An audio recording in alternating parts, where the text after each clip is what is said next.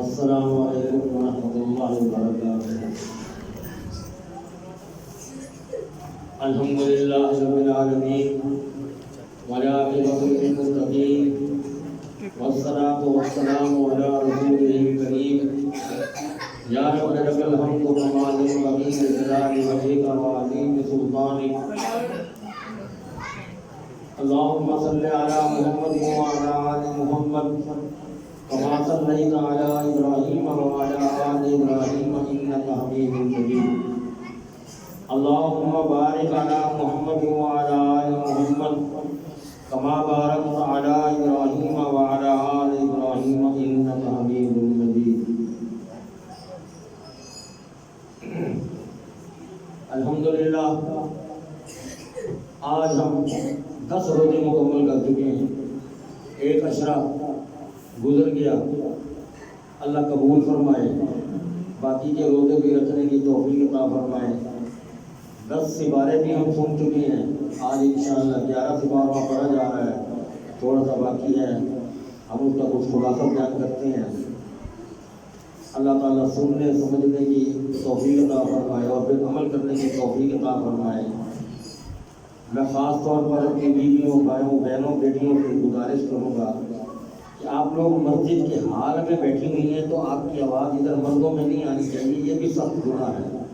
عورت کی آواز غیر مرد سنیں وہ بھی سخت گناہ ہے، تو اس کا خاص خیال رکھیں، اپنے بچوں کو بھی اپنے پاس بٹھائیں تاکہ اللہ کا قرآن پڑھا جا رہا ہو تو اس میں خلل نہ آئے۔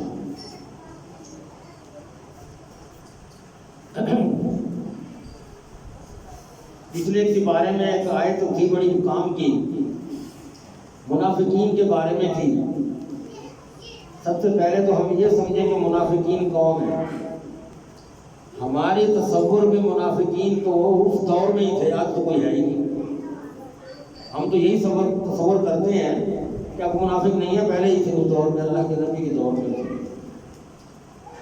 بات یہ ہے کہ جس وقت قرآن پڑھا جا رہا ہوتا ہے، اس کی آیتوں کا ترجمہ کیا جا رہا ہوتا ہے، جتنی بھی آیتیں چلو پڑھی جا سکتی ہیں اس قلیل وقت میں، اس کا مزہ یہ ہے کہ اللہ کے قرآن کو سمجھیں اور ساتھ اپنے گریبان میں ہم جھانکیں، ہم خود کو۔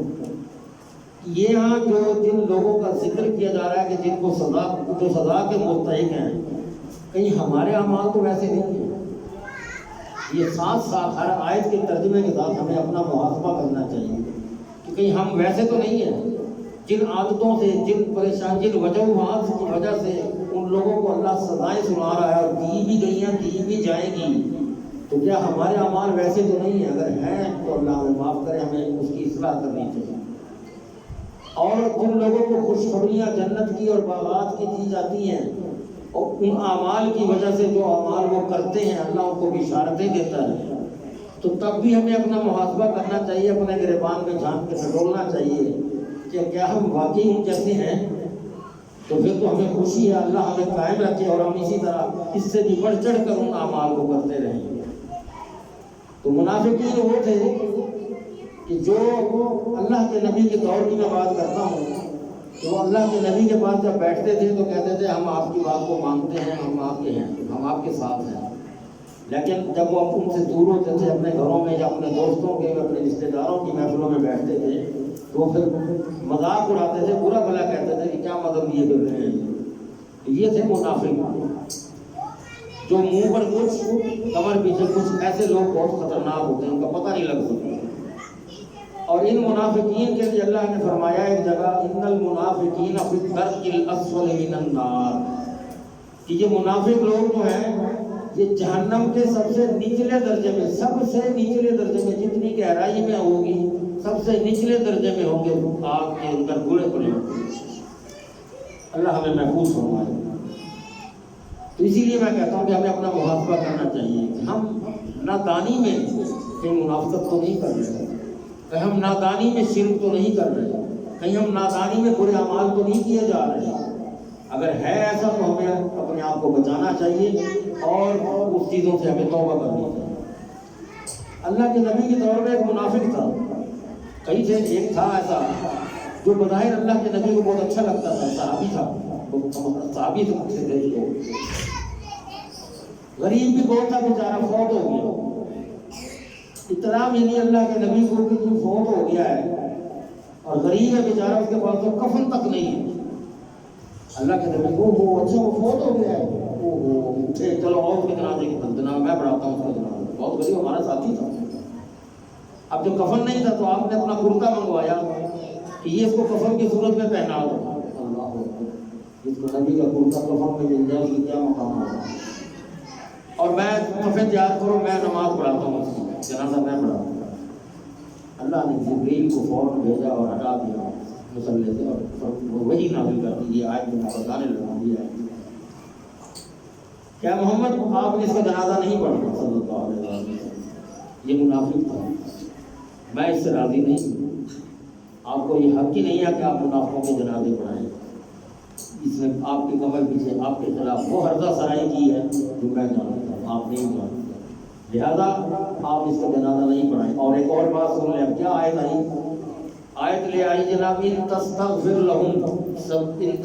لہم او لا تستغفر لہم، تم ان کے لیے بخشش کی دعا کرو یا نہ کرو، کرو یا نہ کرو برابر ہے۔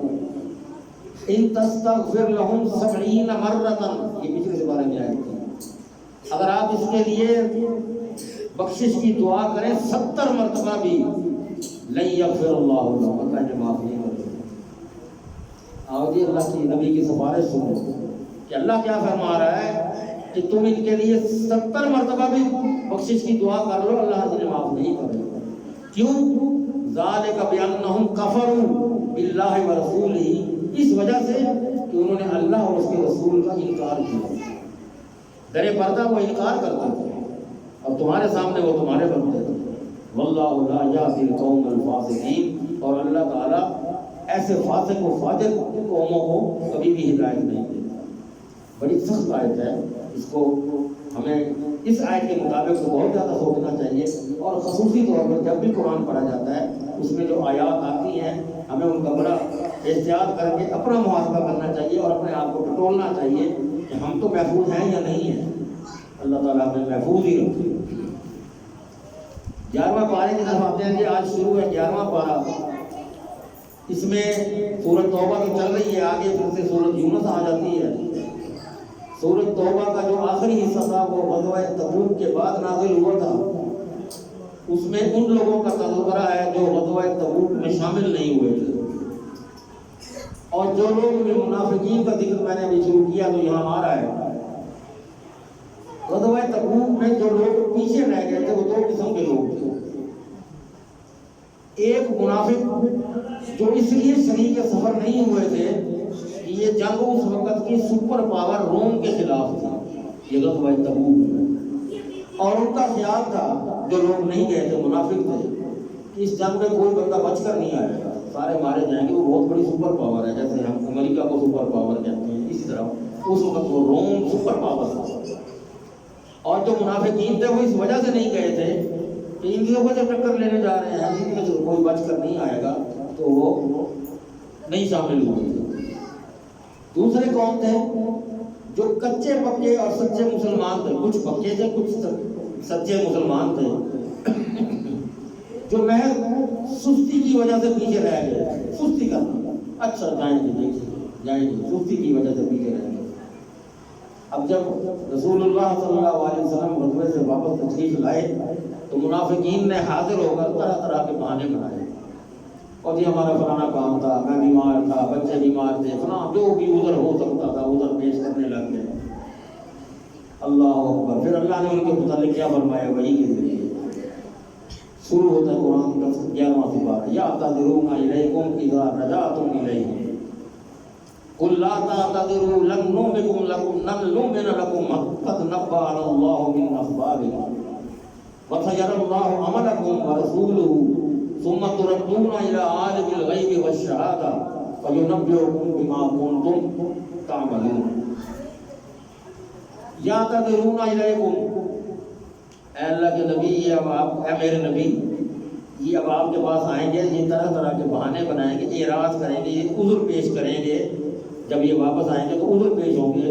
قل تو ان کو یہ کہہ دینا، کیا کہنا ہے؟ لا تعتذروا، تم بہانے نہ بناؤ، تم مجھے عذر نہ پیش کرو، قد نبأنا اللہ من اخبارکم، اللہ نے مجھے تمہاری خبریں پہنچا دی، مجھے بتا دیا ہے تمہارے بارے میں، مجھے پہلی خبر آ چکی ہے۔ قد نبأنا اللہ من اخبارکم وسیر اللہ عملکم، اور اللہ تمہارے اعمال کو دیکھ بھی رہا ہے، اس نے دیکھا ہے تم لوگ کچھ، اس نے دیکھ کے مجھے خبر بھی پہنچا دیا۔ ثم تردون الی عالم الغیب والشہادہ، اور یہ بھی ذہن میں رکھ لو تم نے واپس جانا ہے، لوٹ کر جانا ہے، تردون الی عالم الغیب والشہادہ، اس کے بعد جو غیب کا علم جانتا ہے اور وہ گواہ ہے اس بات پہ، فینبئکم، پھر تمہیں اور تمہاری خبریں تمہیں بھی بتائے گا تم کیا کرتے رہے تھے، کیا کر کے آئے، بما کنتم تعملون، جو تم جو کچھ کرتے رہے ہو اللہ تمہیں اس کی خبریں بھی دے گا، بتائے گا۔ یعنی تمہارے کہہ دینے سے ہم اعتبار نہیں کریں گے کہ تم نے کہہ دیا کہ ہمارا فلانا عذر تھا، فلانے عذر کی وجہ سے نہیں آ سکے، تمہارا آئندہ کردار دیکھا جائے گا۔ ہاں اگر تم وعدہ کر لو، اپنے اس بات سے توبہ کر لو، سیدھے ہو جاؤ، اللہ اور اللہ کے رسول کی اتباع شروع کر دو، اس بات کی گارنٹی دے دو، تو پھر تمہاری وہ مجبوری کو قبول کیا جا سکتا ہے۔ لیکن بعد میں بھی تمہارے یہی کرتوت رہے تو پھر تم باغی اور منافق ہو، پھر تمہارے ساتھ کوئی مدد نہیں کی جائے گی، تمہارے ساتھ کہیں بھی کوئی تم اچھا سلوک نہیں ملے گا۔ سَيَحْلِفُونَ بِاللَّهِ لَكُمْ إِذَا انقَلَبْتُمْ إِلَيْهِمْ لِتُعْرِضُوا عَنْهُمْ فَأَعْرِضُوا عَنْهُمْ إِنَّهُمْ رِجْسٌ وَمَأْوَاهُمْ جَهَنَّمُ جَزَاءً بِمَا كَانُوا يَكْسِبُونَ، ان قریب وہ تمہارے لیے اللہ کی قسمیں بھی کھائیں گے، قسمیں کھا کر کہیں گے کہ ہمارا واقعی یہ اللہ ہے، واقعی اس وجہ سے ہم نہیں آئے تھے، تاکہ تم ان کی طرف سے تسلی کر لو اور توجہ ہٹا لو، وہ تمہاری طرف سے مطمئن ہو جائیں کہ تمہاری کوئی واقعی مجبوری تھی، وہ جھوٹی قسمیں کھا کر تمہیں تسلی دیں گے، اور تمہارے دماغ میں یہ چیز آ جائے گی کہ یہ بات سچی ہے، ہو سکتا ہے یہ سچے ہوں، ان کو تم آئندہ کے لیے چھوڑ دو گے نہیں، بے شک وہ گندے لوگ ہیں، انہم رجس، بہت پلیت لوگ ہیں، ومأواہم جہنم، اور ان کا ٹھکانہ جہنم، جزاء بما كانوا يكسبون، یہ جزا ہے، یہ ان کی سزا ہے، جس جو کچھ وہ کرتے رہے ہیں اس کی سزا انہیں ملے گی، جہنم ٹھکانہ ان کو ملے گا۔ یہ اللہ کس طرح بیان فرماتا ہے اور اللہ کے نبی کو اس طرح پیش کرتا ہے سماعت بتا کے۔ اللہ اکبر۔ اب یہاں پر صحابہ کرام کی تعریف کی جا رہی ہے، ذرا وہ بھی سن لیجیے، اللہ تعالیٰ کیسے اپنے نیک لوگوں کی، میں نے ایک دن پہلے بھی یہاں کہا تھا کہ اللہ کا جب ہم ذکر کرتے ہیں، اس کو یاد کرتے ہیں، اور وہ کیا کہتا ہے، فَاذْكُرُونِي أَذْكُرُكُمْ، فَاذْكُرُونِي أَذْكُرُكُمْ، کہاں سے تم میرا ذکر کرو میں تمہارا ذکر کروں گا۔ اللہ ہم مسلمانوں کو، مومنین کو فرما رہا ہے کہ تم میرا ذکر کرو میں تمہارا ذکر کروں گا۔ اب ہم زمین پر بیٹھ کر اس کا ذکر کرتے ہیں، اس کو یاد کرتے ہیں، وہ عرش پر بیٹھ کے ہمیں یاد کرتے ہیں۔ اللہ اکبر۔ اس کو زمین پر بیٹھ کے سچے دل سے یاد کرنے والوں کی بات ہے یہ، وہ کیسے اللہ کا ذکر کرتے ہیں، اللہ کو یاد کرتے ہیں، ہر بات پر اس کا شکر ادا کرتے ہیں۔ اللہ آسمانوں پہ بیٹھ کے، عرش پہ بیٹھ کے ان کو یاد کرتا ہے، کتنا بڑا مقام ہے ان لوگوں کے۔ وَاشْكُرُوا لِي، پھر اللہ کہتا ہے کہ میرا شکر بھی ادا کرتے رہو، وَلَا تَكْفُرُونَ، اور انکار مت کرو کسی بات کا کہ ہائے میں مر گیا، ہائے کچھ نہ ملا، ہائے کچھ نہ، جو مل رہا ہے اس کو شکر کرتے جاؤ۔ لَئِن شَكَرْتُمْ لَأَزِيدَنَّكُمْ، جتنا تم میرا شکر ادا کرو گے تو اور بڑا بڑا کر دیتا جاؤ۔ یہاں کیا تذکرہ ہے جن سچے مسلمان اور صحابہ کرام کی بات فرمائی جا رہی ہے، سورۃ توبہ میں تھی یہ بات۔ وَالسَّابِقُونَ الْأَوَّلُونَ مِنَ الْمُهَاجِرِينَ وَالْأَنصَارِ وَالَّذِينَ اتَّبَعُوهُم بِإِحْسَانٍ رَضِيَ اللَّهُ عَنْهُمْ وَرَضُوا عَنْهُ وَأَعَدَّ لَهُمْ جَنَّاتٍ تَجْرِي مِن تَحْتِهَا الْأَنْهَارُ خَالِدِينَ فِيهَا أَبَدًا ذَلِكَ الْفَوْزُ الْعَظِيمُ۔ یہ آیت نمبر 100 ہے سورۃ توبہ کی۔ اللہ تعالیٰ کیا تذکرہ فرما رہے ہیں، وَالسَّابِقُونَ الْأَوَّلُونَ مِنَ الْمُهَاجِرِينَ وَالْأَنصَارِ، مہاجرین میں سے اور انصاریوں میں سے جو سب سے پہلے سبقت کر گئے، آگے بڑھ گئے، نکل گئے آگے اس کام میں۔ جس وقت اللہ کے نبی نے اپنا اللہ کا پیغام سنانے کی کوشش شروع کیا تو سب سے پہلے جو آگے بڑھے، لبیک کہا جنہوں نے کہ آپ سچے ہیں، آپ نے جو کہا سچ کہا، وہ سبقت کرنے والے وہ سب سے پہلے لوگ، والذین اتبعوہم، اور وہ لوگ جنہوں نے ان کی اتباع کی، جیسے یہ لوگ آگے بڑھے ان کے پیچھے پیچھے دوسرے لوگ بھی آگے آ گئے، ان کو دیکھا دیکھی دوسرے اور لوگ بھی آگے آ گئے، رضی اللہ عنہم ورضوا عنہ، اللہ ان سے سے راضی ہو گیا وہ اللہ سے راضی ہو گیا. جنہوں نے پوچھنا نہیں کی، کیوں نہیں کہا، اسلام میں کیوں نہیں ہے، کیوں کے معنی ہی نہیں ہے کہیں، کیوں ایسا کریں ہم، کیوں، اس کا مطلب کیا ہے، ایسا کیوں کیا جائے. جو حکم ہے وہ کرنا ہے، بس ڈن ہو جاتی بات. آگے ہمارے پاس جواب ہی نہیں کوئی پیدا ہوتا. وہی لوگ جنہوں نے سبقت کی، جو پہلے نکل گئے آگے، چاہے وہ مہاجر تھے چاہے وہ انصار تھے، اور پھر اس کے بعد ان کو دیکھا دیکھی پیچھے دوسرے نمبر پہ دو آئے، ان لوگوں کو بارے میں اللہ فرما رہے کہ رضی اللہ عنہم، اللہ ان سے راضی ہو گیا، ورضوا عنہ، اور وہ اللہ سے راضی ہو گئے، اللہ ان سے راضی ہو گیا. وَأَعَدَّ لَهُمْ جَنَّاتٍ تَجْرِي تَحْتَهَا الْأَنْهَارُ، اللہ نے تیار کر رکھی ہیں ان کے لیے جنتیں جس کے نیچے نہریں بہتی ہیں. خالدین فیہا ابدا، وہ ساری عمر اس میں ہمیشہ کے لیے اس میں رہیں گے، ان جنتوں میں مزے لوٹتے رہیں گے.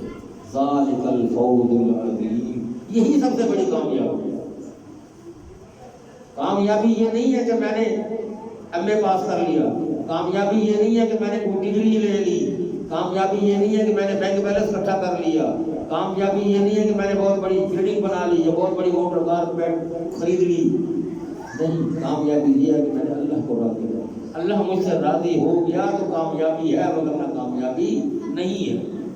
اب اللہ کیسے راضی ہوتا ہے وہ بتایا جا رہا ہے بات، یہاں بھی اتنی سی بات میں بتا کہ اللہ کس طرح راضی ہوتا ہے. اب صحابی کون ہوتے ہیں؟ جنہوں نے ایمان کی حالت میں اللہ کے نبی کو دیکھا اور ان کے ہاتھ پر بیعت کی اور اسلام قبول کیا، اور پھر پوری زندگی ان کے عمر حکم کے مطابق، آپ کے عمل کے مطابق زندگی بسر کرتے ہیں، اور اسی پر ہی ان کو موت آ گئی. اپنی زندگی کا ان کا انتظام بھی اسی لحاظ سے، اسی طریقے سے ہو. اب صحابہ کرام میں بھی 3 گروہ ہیں. سب سے افضل مہاجرین ہیں جنہوں نے مشکل حالات، مکہ کے والوں سے تنگ آ کر، ان کے ظلم و ستم سے جان چھڑوا کر نکلنا، راتوں کو چوری، اپنا مال، اپنی اولاد، اپنا جان، اپنا سب کچھ چھوڑا، اللہ کے نبی کے ساتھ چل پڑے. اور سنا ہوگا آپ نے یہ واقعہ کہ جس دن ماحول یہ حکم آیا تھا مکہ سے ہجرت کا، تو اللہ کے نبی گھر سے نکلے، آ کے دروازہ کھٹکھٹایا حضرت ابوبکر صدیق کا. تو آئے باہر خوش ہو گئے، حیران ہو گئے، آپ اس وقت خیر سے آئے، چلنا ہے کہیں، آپ کے پاس کوئی دوست آ جائے نا تو چلو یار فلانی جگہ چلیں، تو آپ پہلے پوچھیں گے کہاں جانا ہے، کیا کام ہے، کیا کریں گے وہاں، کس پر جانا ہے، کیسے جانا ہے، 100 سوال رہے گے. اللہ کے نبی آ کے چل کر آ رہے ہیں ابوبکر کے دروازے پر اور کہہ رہے ہیں چلنا ہے. چلے جی، وہی دروازے سے ہی چلے جی. صرف کواڑ کے اندر دروازے میں اپنے بچوں کو اطلاع کی کہ میں محمد صلی اللہ علیہ وسلم کے ساتھ جا رہا ہوں، بس چل پڑے. کہاں؟ جب وہ غار ثور میں جا کے رات قیام کی تو بتایا کہ مجھے مدینے کا ہو. اچھا، جب وہ پہلے ہی بتایا نا کہ رستے میں باتیں کرتے کرتے کہ ایسے بات ہے، مجھے ہجرت کا بتایا، تو میں آپ جا رہا ہوں ادھر. تو نے کہا آپ اکیلے جا رہے ہیں، میں تم بھی میرے ساتھ ہو گئے. حکم یہی ہوا کہ صدیق کو ساتھ لے کے چلو، یوں چلے، یوں ماننا ہے اللہ. یہ ہے اللہ کو ماننے کی طریقہ، یہ ہے اللہ کو ماننے کا. ہمارے پاس کوئی عذر نہیں ہے کہ ہم کیسے انکار کریں. یہ اللہ ایسے آزماتا ہے بندوں کو، ایسے نہیں وہ راضی ہو جاتا، اس کے راضی ہونے کے لیے بہت کچھ کرنا پڑتا ہے. اب کچھ لوگ ایسے تھے اس دور میں کہ جو دور دراز دیہاتوں میں رہتے تھے، مدینے سے دور رہتے تھے، وہ نہیں پہنچ سکتے تھے. تو پھر انہوں نے اسلام بھی ایسی حالت میں قبول کیا جب اسلام ایک اچھی خاصی طاقت بن چکا تھا، اس لیے نہ انہیں ہجرت کرنے کی ضرورت پیش آئی، وہ وہی رہتے تھے، اور نہ ہی انہیں مہاجرین کی میزبانی کرنی پڑی، نہ وہ انصاری تھے، دور گاؤں میں رہتے تھے. اس لیے وہ یہ تیسری صحابیوں کی قسم کی تھے، وہ بھی صحابی. اب ان کی انفرادی سطح پر صحابیوں کے 5 درجے ہیں. السابقون الاولون، جو ابتدائی اسلام میں مسلمان ہوئے، جب اسلام کی بات شروع ہوئی تو مسلمان ہو گئے، یہ السابقون الاولون. پھر وہ لوگ دوسرے نمبر پہ صحابی کون سے آتے ہیں؟ جو جنگ بدر میں شریک ہوئے، جنہوں نے جنگ بدر میں شرکت کی. اللہ کے نبی کو ٹائم آ گیا کہ جنگ پہ جانا ہے، چلو بھائی. 313 تھے صرف، 313 کافر ادھر سے 1000 کی تعداد، چل نہیں پوچھا کہ ہم کیسے جائیں گے، کیسے لڑیں گے، حکم ہوا چلو چل پڑو، وہ کیوں نہ پھر جنتی ہوں، وہ جا کے لڑے جنہوں نے اپنا سب کچھ وہاں پر تن من دھن قربان کیا، پہنچے جان ہتھیلی پہ رکھ کے پہنچ گئے. انہوں نے یہ نہیں کہا کہ جی وہ تو ہزار ہے ہم کیا کریں گے، ہمارے پاس تو کچھ نہیں ہے، نہ تیر ہیں تھوڑے ہیں، کس طرح پورے ہیں. اللہ کا حکم آ گیا ہے، اللہ کی نبی کی زبان سے حکم آ رہا ہے، چلو چل پڑے. یہ وہ جنگ بدر کے جو شریک صحابی وہ صحابی ہیں، اور جو لوگ صلح حدیبیہ میں شریک تھے وہ بھی صحابی ہیں، اور انہوں نے اللہ کے نبی صلی اللہ علیہ وآلہ وسلم کے ہاتھ پر بیعت رضوان کی تھی، وہ بھی صحابی ہیں. پھر فتح مکہ جب کیا گیا تھا اس وقت جو لشکر میں شامل ہوئے تھے وہ بھی صحابی تھے. یہ اللہ کے نبی کے صحابیوں کے یہ 4 درجے. 5واں وہ جو کسی بھی جنگ میں نہیں ساتھ گئے لیکن وہ وہاں پر موجود رہتے تھے اور اللہ کی نبی کی معیت میں قرآن سنتے تھے، آپ جو اعمال اچھے کرتے تھے وہ بھی صحابہ تھے. اور کمال یہ ہے کہ صحابہ کرام رضی اللہ عنہم کا مقام و مرتبہ جو ہے وہ سارے اولیاء اکٹھے ہو جائیں، جتنے بھی اولیاء ہیں جن کو ہم ولی اولیاء کہتے ہیں کہا جاتا ہے، وہ سارے اکٹھے ہو جائیں ایک صحابی کے مرتبے تک نہیں پہنچ سکتے، ایک صحابی کے مقام تک نہیں پہنچ سکتے. جس صحابی نے اللہ کے نبی سے ملاقات کی، شرف حاصل ہوا، آپ کے ہاتھ پر بیعت کی، ایمان لائے، اسلام قبول کیا، وہ ایک عام دنیا کے ولی کے بعد میں آنے والا، اس نے کیا اس کا درجہ بڑھ سکتا ہے؟ ہم نے ان ولیوں کا درجہ نبیوں سے بڑھا کر رکھا ہوا ہے. اسی لیے اللہ کے نبی فرماتے ہیں میرے صحابہ کو گالی نہ دو، کبھی بھی گالی نہ دو. لا تسبوا اصحابی فلو ان احدکم انفق، یہ بخاری کی حدیث ہے، انفق مثل احد ذهبا ما بلغ مد احدهم ولا نصیبا.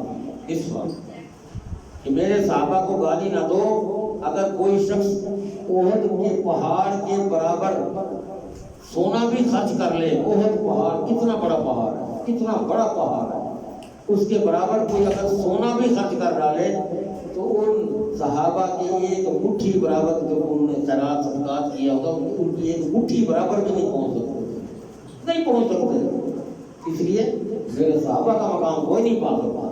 ان کو برا مت کہو، ان کو تانے نہ دو، ان کو تان و تشنیع نہ کرو، نہ زیبا کلمات نہ کہو، ان کے ایمان میں شک نہ کرو، اور انہیں گالی دینا حرام ہے.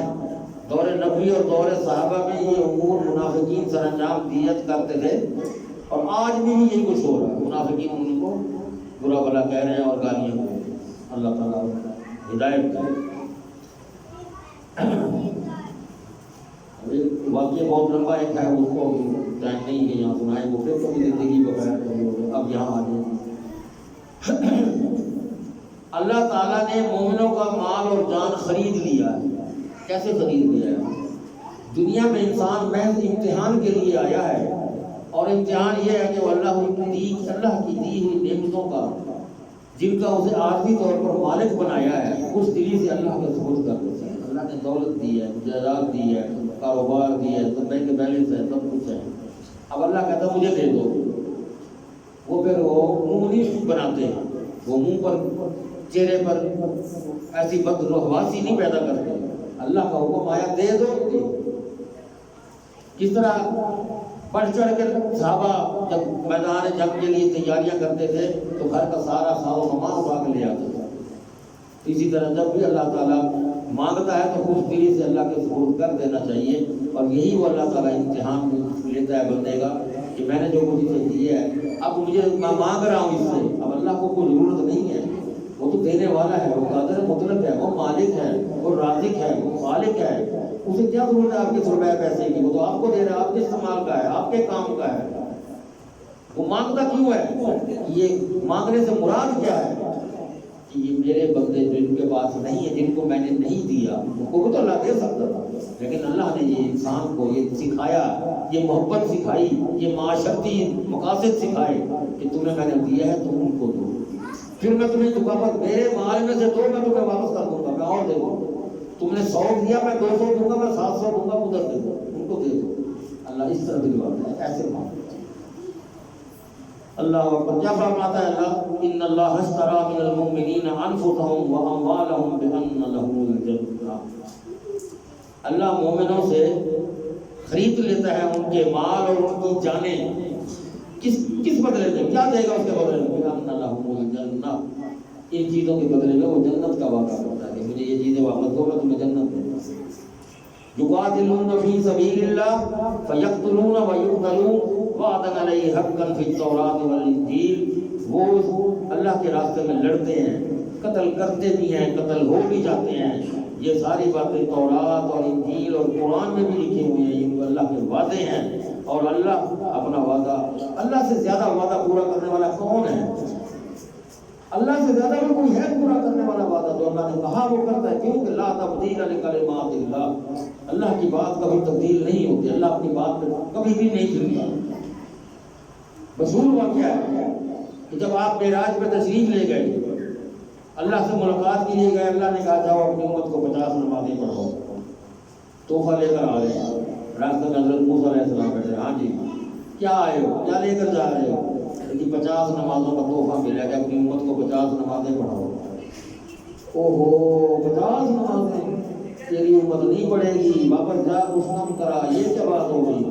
یہ امت نمازیں پڑھتی رہے گی، جا واپس. اچھا چلو گئے. اللہ میری امت میں بہت زور پڑ جائے گا، کچھ تھوڑی سی کم کیجیے. اللہ نے 5 کم کیا. پھر واپس آئے. پھر موسیٰ علیہ السلام نے کہا ہاں جی کبھی 5 کم ہوئی نہیں. پھر جاؤ. اسی طرح کرتے رہے، واپس بھیجتے رہے. وہ 5 کم ہوتی نہیں، واپس بھیجتے رہے. آخر میں 5 ہی بچی. موسیٰ علیہ السلام نے پھر پوچھا ہاں بھائی جب 5 رہ گئی تو بھائی جاؤ ایک گیڑا اور لگاؤ، باقی ختم ہو جائے گا کام. ایک گیڑا لگاؤ، یہ بھی ناراضی. جاؤ ایک گیڑا لگاؤ، ختم کراؤ. تو اللہ کے نبی نہیں، اب مجھے شرم آتی، اب میں نہیں، اب میں نہیں جا سکتا. یعنی میری امت تو ایک نہیں پڑتی تھی، میری امت 5 کیسے پڑھے گی؟ تو بس جو بھی ہے اب میں کوشش کروں گا، میں اپنی امت کو قائم کر لوں گا، میں اب واپس نہیں جاتا.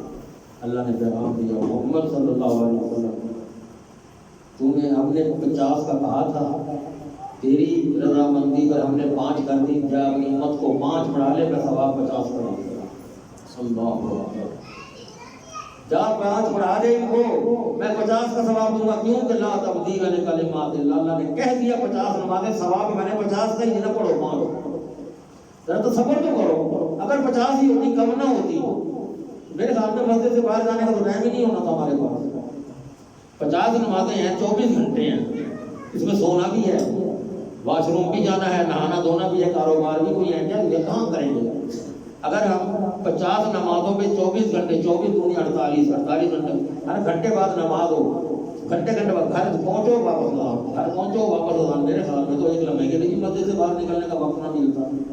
قربان جائیے اللہ کے نبی صلی اللہ علیہ وسلم رحمۃ للعالمین پہ کہ جنہوں نے یہ بات کی اور ہمیں نمازوں کا اس طرح وقفہ ملا اور ثواب ہمیں 50 کا. یہ ہے ہمیں اللہ سے انعامات ملتے ہیں. تو اللہ ایسی وعدے بھی کرتا ہے، اس سے زیادہ سچا کوئی نہیں ہے. وعدے پورے کرنے والا اس سے بڑھ کر کوئی نہیں ہے.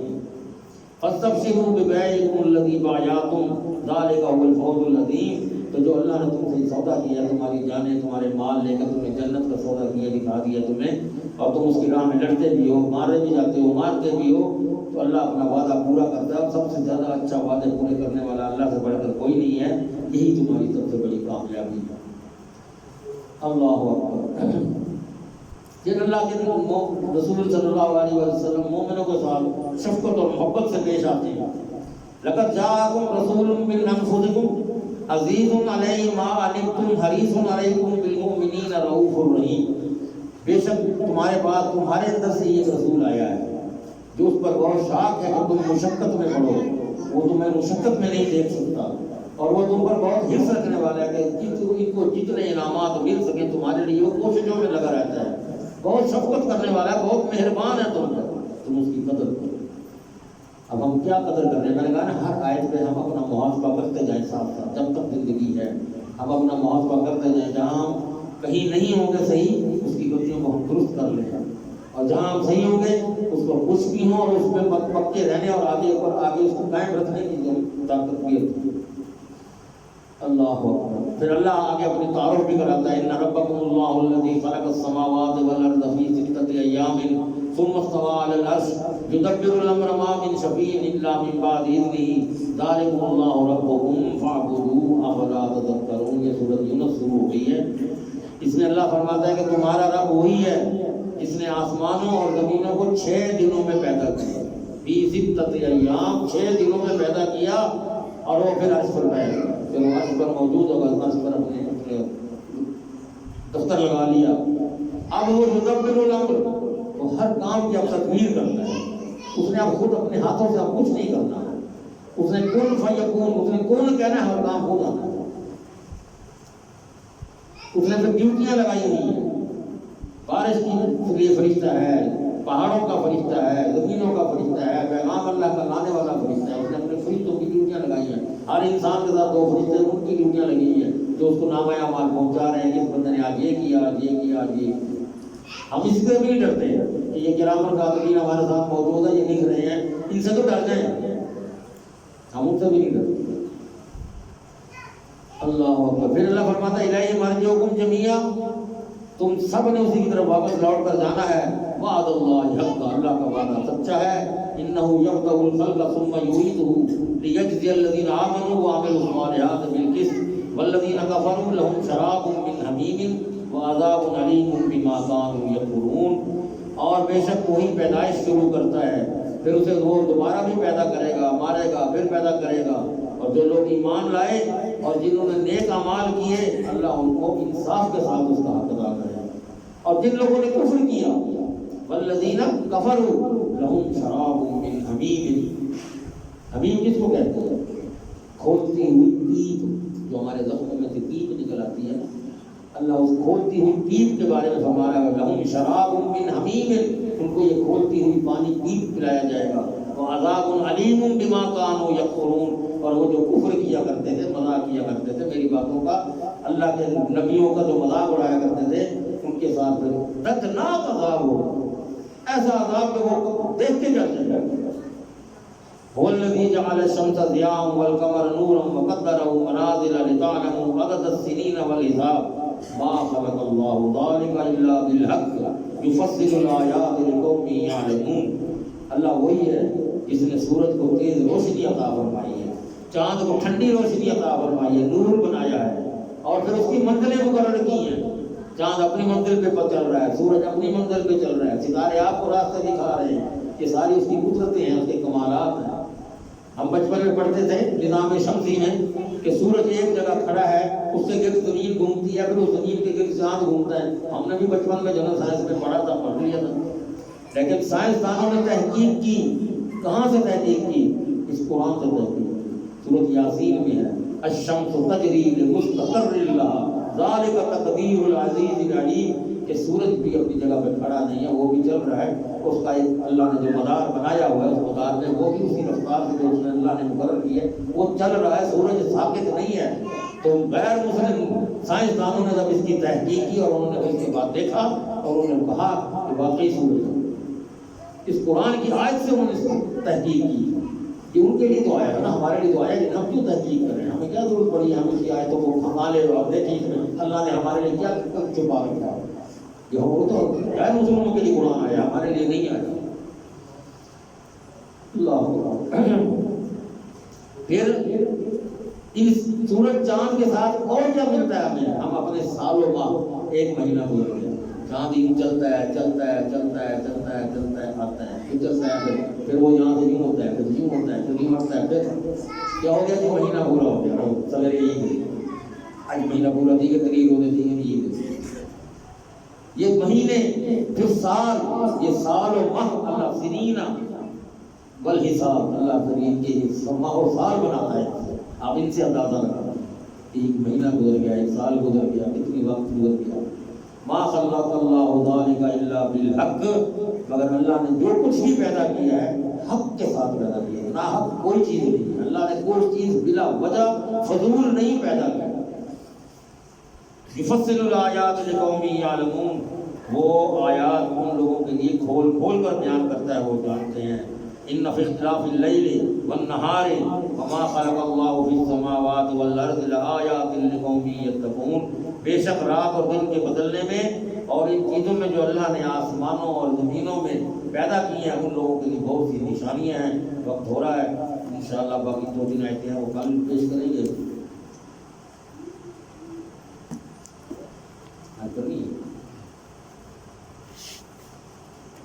ایک تو الحمدللہ آج ہم پہلا عشرہ مکمل کر چکے ہیں، اللہ کا شکر ہے۔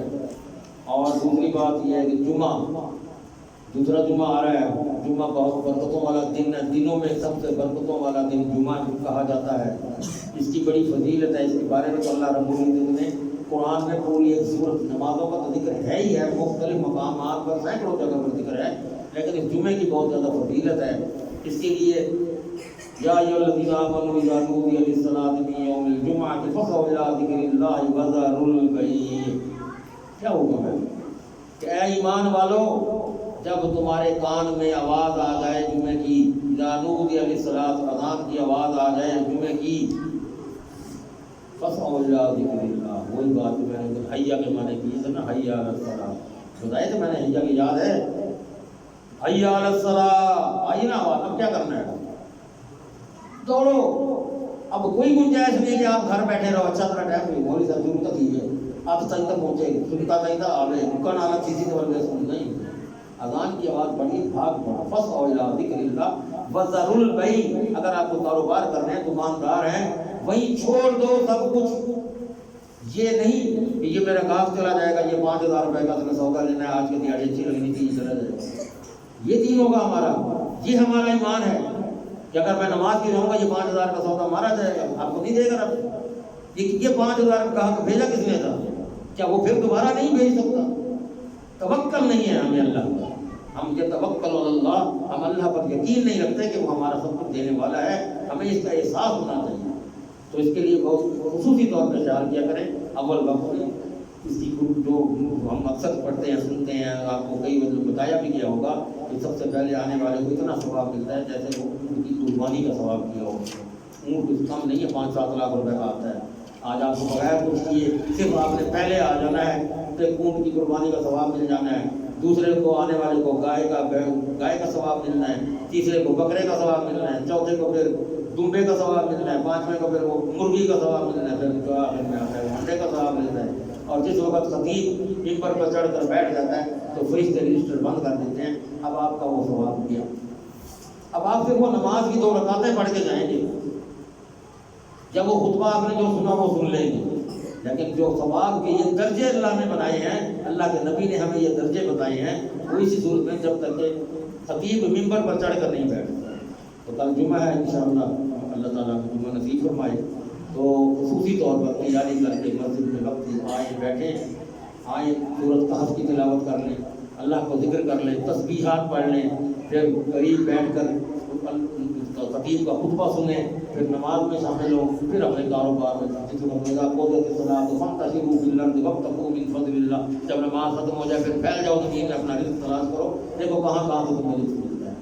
تو آج نازلہ کرنی ہے جی، ساتھ کہہ رہے ہیں آج کرنی ہے نازلہ، آج نازلہ کی جی کہہ رہے ہیں جی، تو آج انشاءاللہ قنوت نازلہ کی جائے گی۔ قنوت نازلہ سمجھتے ہوں گے آپ لوگ کہ رکوع کے بعد فطروں میں رکوع کے بعد لمبی دعا کی جاتی ہے، اسے قنوت نازلہ کہتے ہیں۔ تو آج جمعے کی رات ہے تو آج ایک دوستوں کا خواہش ہے کی جائے تو انشاءاللہ قاری صاحب نازلہ بنائیں گے اور آپ خوش دلی کے ساتھ شامل ہوں۔ وَأَقُولُ قَوْلِي هَٰذَا وَأَسْتَغْفِرُ اللَّهَ لِي وَلَكُمْ، جَزَاكُمُ اللَّهُ خَيْرًا۔